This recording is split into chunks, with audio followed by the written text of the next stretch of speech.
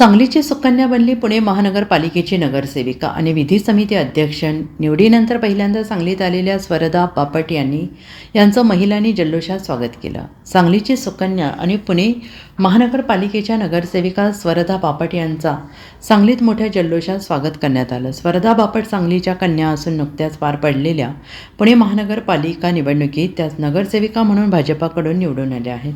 त्यांची पुणे महानगरपालिकेच्या विधी समिती अध्यक्षपदी देखील निवड झाली आहे। या निवडीनंतर पहिल्यांदा स्वरदा बापट सांगलीत येत असल्याने भाजप महिला आघाडीच्या वतीनं बापट यांचे स्वागत करण्यात आले।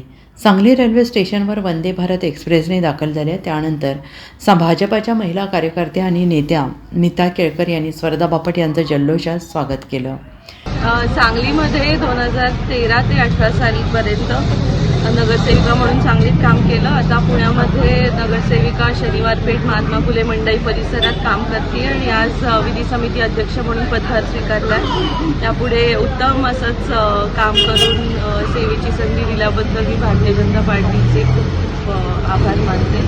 सर्व आमचे नेते मंडळी आदरणीय चंद्रकांतदादा मोदी अण्णा मोहोळ आणि धीरजजी घाटे अध्यक्ष आमचे आणि हेमंत भाऊ रासने यांचं खूप खूप आभार। सांगलीला प्रथमच येते निवडणूक संपल्यानंतर आणि खूप जोरात स्वागत झालेलं आहे आणि खूप आनंद होतो आज घरी येऊन आणि माहेरी यायचा आनंद एक वेगळाच असतो आणि त्यामध्ये असं पद मिळाल्यावर खूपच सर्व मित्रपरिवार आमचे घरचे सगळे इथे उपस्थित आहेत त्यामुळे खूप छान वाटतं। आज माझी लेक स्वरदा ही पुणे महापालिकेत निवडून आल्यानंतर आणि आज तिला विधी समितीचं ती अध्यक्ष झाली। आज त्याचा पदभार तिने स्वीकारून आज सांगलीत ती येते।